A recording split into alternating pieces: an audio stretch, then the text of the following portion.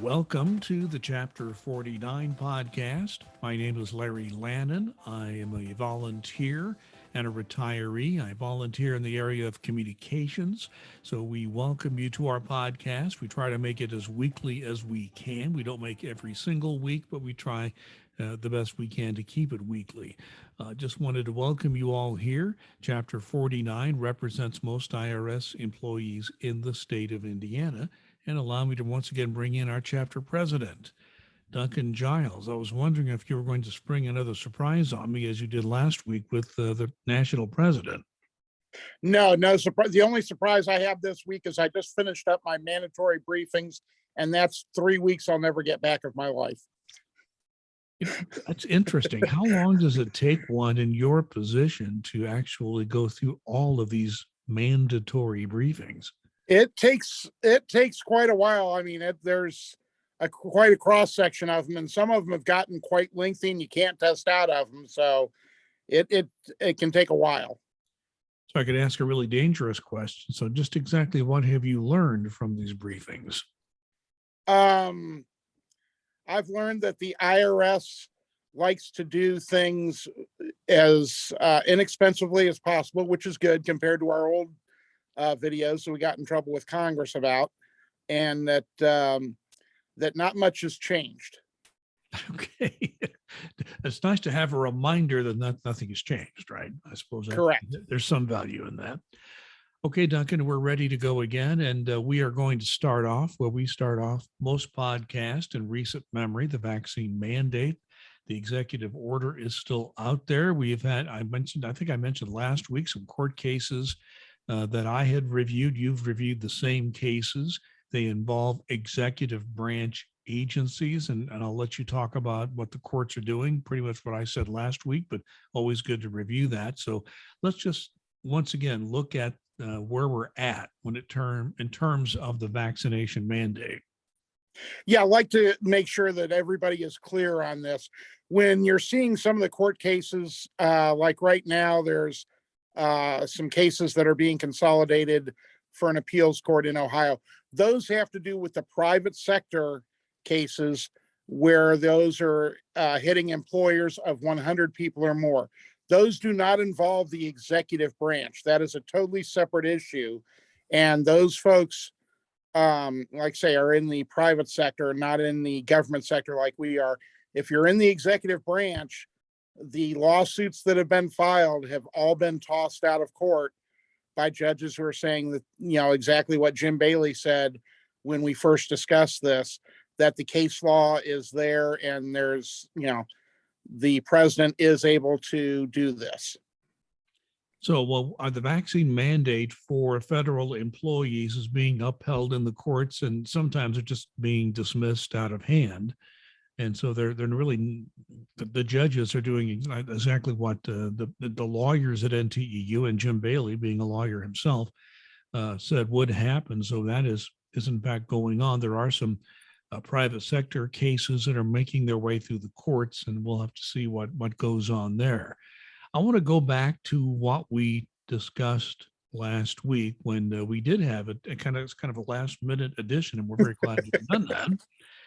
Tony Reardon, our national president, offered to come on, and we were more than happy to accommodate him so he could explain in his own words what he was suggesting to the administration.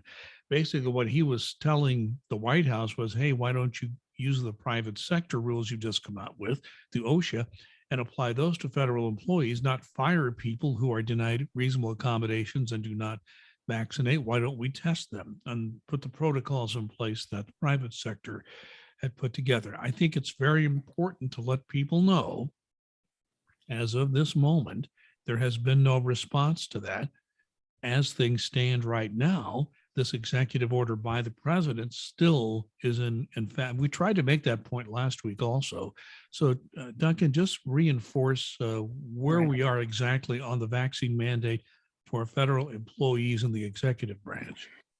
Yeah, this is something that has come up among quite a few people that have apparently viewed our podcast or listened to the podcast. Okay, well, Tony has proposed this, and so everything is different now. We're going to be treated just like the private sector employees, and we're going to be able to get tested. As we emphasized last week, this is what we're hoping for. This is what we're going for. But this is not the case as of this point. Right now, everything is still status quo. Nothing has changed.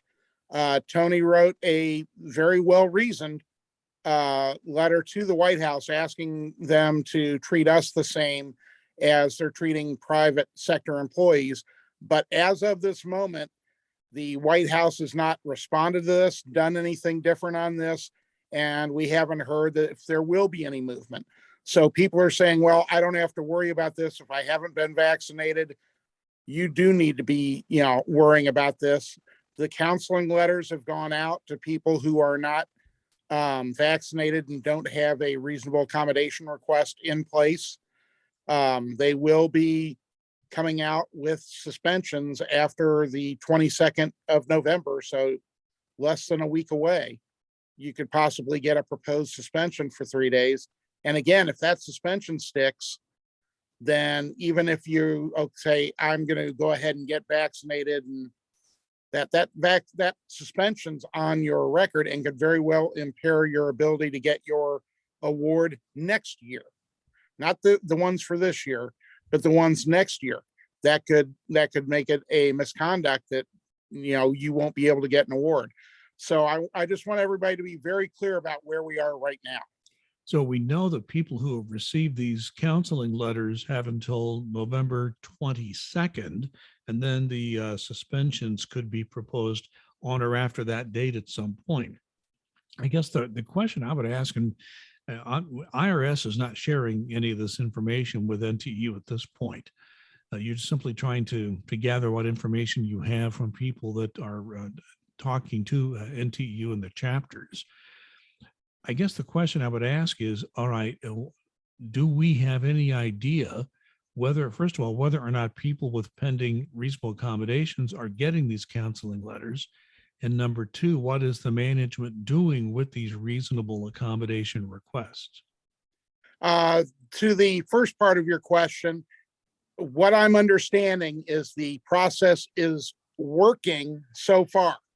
And that means that people who do have a pending reasonable accommodation request are not getting these counseling memos, because there shouldn't be any action against them or towards them at all until there's a resolution on the reasonable accommodation. Now, the second part of your question is the big one. Where are they on the reasonable accommodation requests? What are they going to be doing? What are going to be the accommodations? And that's the big question, because we have to keep in mind that people are going, well, I put in for this religious accommodation. And so they should grant that to me and I shouldn't have to come into work at all.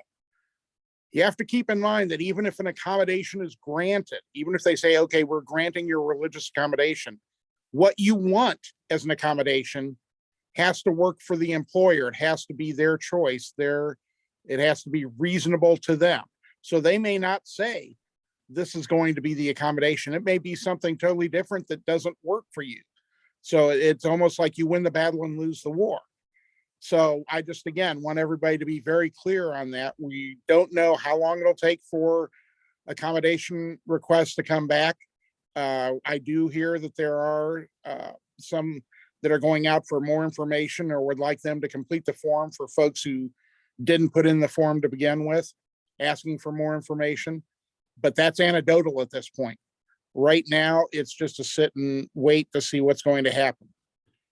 And we don't even have a clue as to how long this will take, or whether they'll all sort of come out at one time or piecemeal. And we're all waiting for that. So I know that's a question you've probably been asked. And at this point, there is no answer, is there? There really isn't. And the one thing that I know myself, other chapter leaders across the country, and national NTU are all very concerned about is disparate treatment. If we want to make sure that people are going to be treated equally. And, if somebody is getting a reasonable accommodation for their religious preference, and then, they get one thing, but yet somebody else with the same type of reasonable religious accommodation can't get that same thing, that's an issue. And so there's going to need to be consistency and equality And we have no idea how that's going to be done or whether it's going to be done. If it's not, I can tell you that's going to create a gigantic mess for the agency, a huge one. And a lot of work for you and other chapter presidents, but that's Yep. remains to be seen, of course, because avoiding disparate treatment could be, one thing. I mean, if a lot of these are granted, but if they just say no to everybody, I mean, I wouldn't say it would be that radical, but if no has been the answer to most people and they're consistent about that, or either say no or propose accommodations not acceptable to most people, and if, as long as they're not being guilty of acting with disparate treatment to these people, doesn't necessarily mean you're getting a good answer. You're just getting a consistent answer. Exactly. So there are an awful lot of things in play here, and we just don't know yet how it's going to all work out. And again, Tony Reardon has not received a response from his request to deal with the executive branch employees the same way the OSHA rules are dealing with private sector employees. That's just been his request. He's asked the White House to consider that. And as we record this, and we are recording this on the 17th of November at roughly 1 o'clock in the afternoon Eastern time. So that's the way it stands as of now. One other thing, Duncan, that's related to all this, the updating of HR Connect. Talk about the importance of that. I can't emphasize that enough. People are like, well, why do I have to do this? Why can't I just decline it? That declining the answer is not an option, plain, pure, and simple. That could be seen as failing to follow a manager's directive because it's coming from the top of the IRS. So you have to, if you haven't been vaccinated, you have to state that on there. If you have been vaccinated, upload your documentation. I understand some folks are having some issues not understanding how to upload their documentation. It should be fairly simple. There are instructions out there, but it needs to get uploaded to HR Connect to make sure that you're covering yourself. Anything else on the vaccine mandate before we move on? No, let's go ahead and move on because I know you and I and probably a lot of our listeners are tired of hearing about it. Well, let's talk about something that can be good news, hopefully for a number of people. That has to do with the award program. The awards are coming out November 19th. You did have 29th. that. Did I say 19th? 29th. Uh-huh. Not that soon. Okay, don't be looking for the 19th, folks. Yeah, I was. Sorry to interrupt, but I wanted to correct that. No, 29th. This is what happens when you have a guy who's dealing with recent health issues and is not as young as he used to be. But the awards program comes out how about this, near the end of November. And that's when the money will be out. I know you're still waiting on some key information from the agency. So and explain what's going to happen once you have that information about the awards that will come out on the 29th of November. Yeah, basically NTU has gotten the information from the IRS. And what NTU National does is they collate this information by chapter so that the chapter presidents can go in, take a look. So if somebody wants to know what their amount is, whether it's time off, whether it's money, if they qualify for an award, what's the cutoff score, those types of things, that we have that for them. The chapters don't have that yet as of this recording. When we do get it, I will be sending out an email to the chapter members saying, I now have this information. If you want to know anything about your awards, you want to know what the award amount is, whether you qualified, what's your cutoff score if you didn't, those sorts of things, I'll be sending out an email and people can feel free to contact me at that point. But unfortunately, right now, I simply don't have any information to give folks. All right. So you will be communicating that when you have it. And I know that's a big job to collate all that information by chapter. So NTU has that from the IRS. It's just a matter of filtering that the specific information down to the chapters. Okay. So that's what you're waiting on now. Am I understanding that correctly? Yes. And I'm expecting that anytime, but it just hasn't hit yet. But as soon as it does, and I know NTU National is working very hard on getting that finished so it can get out to the chapters. Last week, we talked about travel and some changes in the travel manual that just created quite a kerfuffle amongst those who travel quite often and for the IRS, field people in particular, but it could apply to others as well who occasionally travel for whatever reason. There has been some movement on this. You mentioned that people in Washington, D.C. for NTEU have been looking at this and they have taken action. Explain the action. Yeah, I'm very happy and proud of the folks from our chapter who reached out to me almost immediately when they were told this and say, "Hey, Duncan, what's going on? We need you to look into this." I reached out to NTU National. NTU National had a couple of conversations with IRS that proved not to be very fruitful. The information that they sent over was not something that we thought covered the changes or was de minimis. And the IRS has really not wanted to discuss this. So NTU National filed what's called an unfair labor practice, a ULP.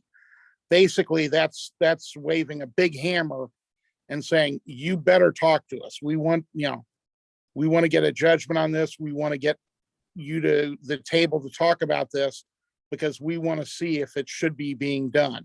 So for those who are sitting there saying, what's happening with this, what's going on, NTU National is about as all over this as they can be and are working this issue very, very hard. And whenever we hear anything updated, whether, NTU comes to table or IRS comes to table or they decide to talk to NTU and resolve this issue, we'll let you know. But right now it's being taken very, very seriously. I want to talk about that term you mentioned, de minimis. De minimis, for anybody who's done tax law will know this, is a term of legal Latin. And if you translate de minimis from the Latin term, it translates roughly into so small you cannot even measure it. And there are all sorts of de minimis issues in the law. It's a small change. We're going to ignore it in the tax law. It's also true in labor relations. And talk for a moment, Duncan, about management's approach to changes. It seems that the management thinks that almost any change these days is de minimis to try to keep from negotiating with NTEU or justifying this. Explain how this whole thing works.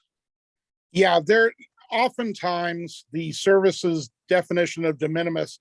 And while you were talking, I flashed to a scene from Monty Python and the Holy Grail, where Arthur is cutting off the Black Knight's arms and legs, and he's going, "'Tis but a flesh wound," And I'm sitting there going, IRS would deem that as de minimis. I lost an arm, so that's de minimis. There are things that are very, very small that aren't that big of a change, but all too often we find that the service, and I say we because it's nationally and locally as well, that the IRS paints with a very wide brush in using the term de minimis. And oftentimes we've taken these cases to arbitrators, and arbitrators are like, this is not a de minimis change. This is a change that impacts people, practices, things of that nature. So it needs to be discussed. So when I hear the term de minimis and I use that, it's like sometimes it's like, no, the cutting off of an arm, it's not a flesh wound, it's not de minimis, it's something that's serious and should be talked about. Well, anyone who asks for travel reimbursement will think this is anything but de minimis, and that's exactly, and that is the NTEU position, and that's why the unfair labor practice or ULP was filed. And Duncan has promised to keep us up to date on that as well. Let me move on to another issue, a couple of issues actually. It has to do with our funding. First of all, the budget bill that is still pending. The last update I received through some of the news sources I review basically is saying that there may be another continuing resolution because Congress is still trying to find an agreement on the whole budget bill. Plus the debt ceiling issue is also hovering over us. So it's been delayed a little bit toward mid-December. So as I understand it, the defense authorization bill looks like it will be passing. That authorizes defense spending, but the other agency spending is still being held at abeyance due to disagreements in the Congress. Where do you see this standing right now, Duncan? Yeah, I think you gave a very good synopsis of what's going on. When I hear the defense authorization bill is going to be, looked at and up for pass, this is something that usually passes with wide bipartisan support in both the House and the Senate. And it's almost like this starts uh, the ball rolling on everything else. So once we get that passed, then we can start making sure that we get the bills that it would include the Treasury spending bill passed. And that's something that's of vital importance, because if we continue to do, OMB came out with something saying, if you do a continuing resolution bill for the entire year, fiscal year, basically you're going to be looking at hiring freezes, cuts in spending, things of that nature. And that's just the worst thing that can happen. So if we do get another continuing resolution, I'm hoping it's very short, and I can always hope, and that they get their act together and properly fund us and the rest of the government.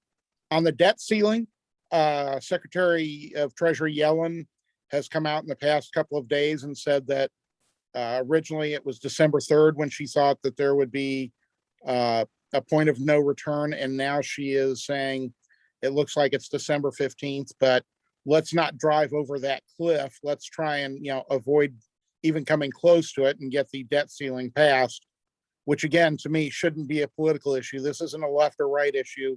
This is funds the government's already basically spent, and we need to pay those bills, and therefore we need to raise the debt ceiling.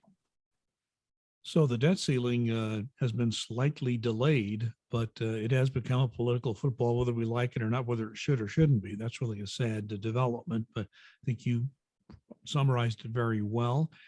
So we'll wait and see. And this idea of having a continuing resolution for the entire year is a very bad idea. And the only reason it may not happen is because everybody in Congress and the Senate as well, they all have their pet projects, which will not be funded if the continuing resolution is for the entire year. So I'm hoping that the Congress will finally come to some agreement, although they're certainly not there yet. We're still in open season as far as health insurance is concerned. I know you have a few reminders about that. Yeah, I like to beat the drum on this just because I want people to, this is where you can put your money in your pocket. And using the consumer's checkbook off of ntu.org for members is a wonderful way to do that. Go in, compare, see what works, see what doesn't.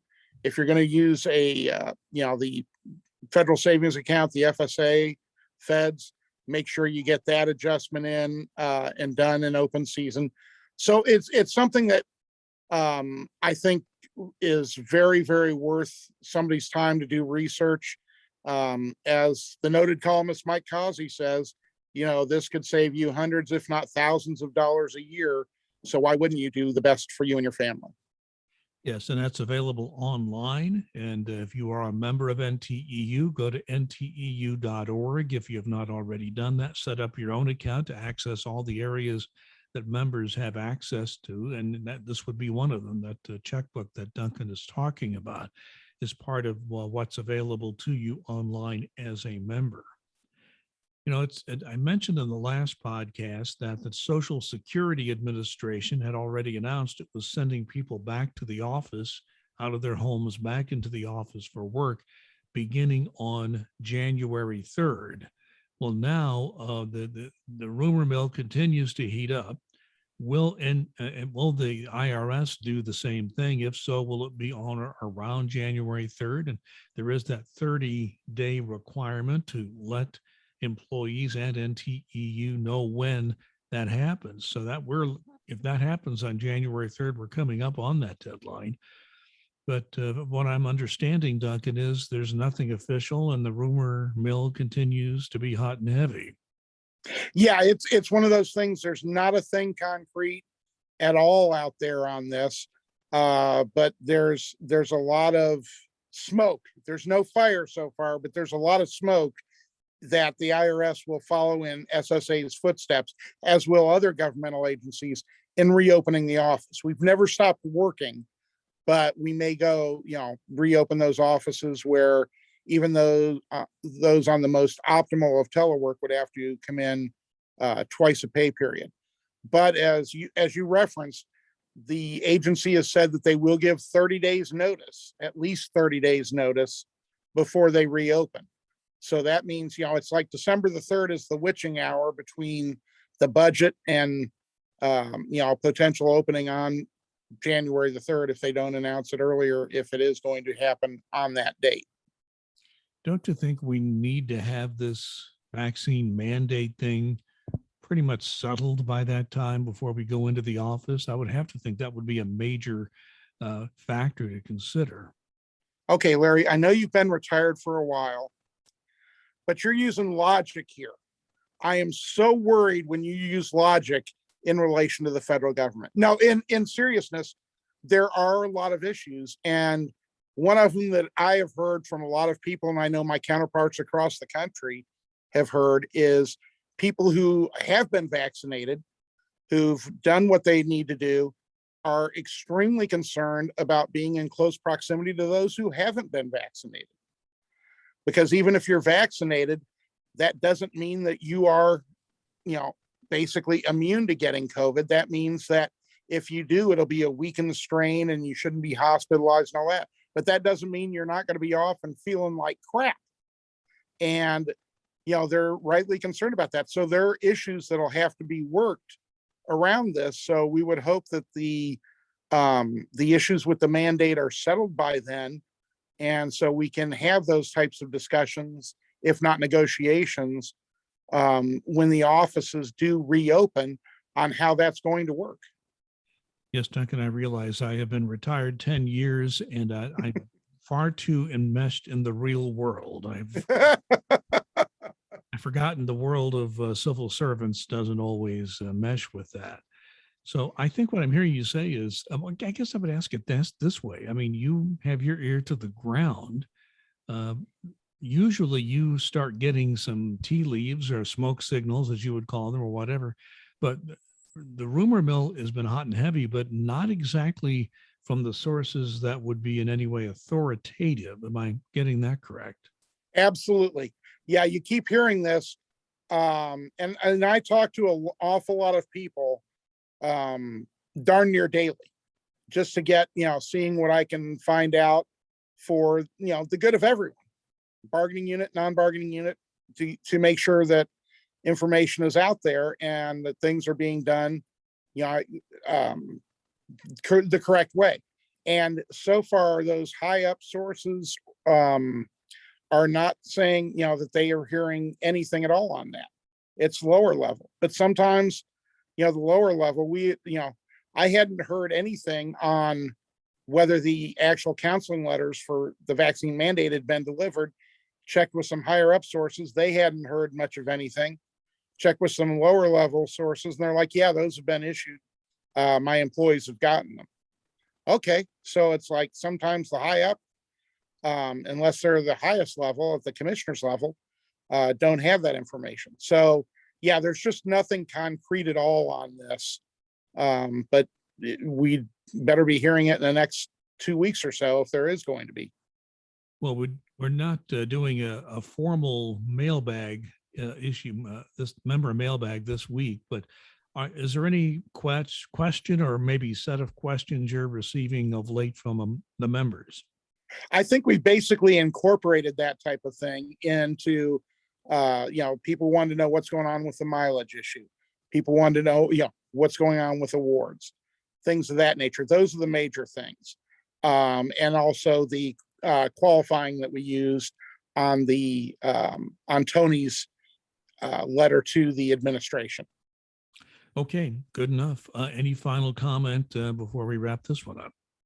No, I just it's a tough time, and I just want to commend every employee that listens to this or watches this for the great job that you've done and continue to do during the most trying circumstances that we've had in my almost 27 years with the federal government.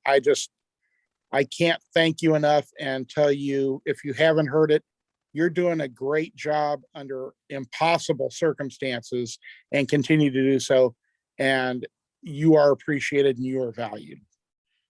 All very important words from our chapter president, Duncan Giles. Duncan, thank you very much for once again spending some time with us. And we will hopefully be back early next week before the Thanksgiving holiday. At least that's our goal. There may be some news coming in late this week that we can talk about. Again, this is the Chapter 49 podcast. We are available on just about any audio podcast platform. Just search podcasts by Larry Lannan, Lannan. You'll see all the podcast series I produce. Chapter 49's podcasts are in that list, and you can check them out. And if you want to watch the video, go to YouTube and just search for Duncan Giles. You'll find the right one, and he will have all of the videos on his channel there on YouTube. And we've been doing this for the past several weeks, and you'll have a chance to see that there. In the meantime, we thank you for listening. We wish you well, be safe, and be kind.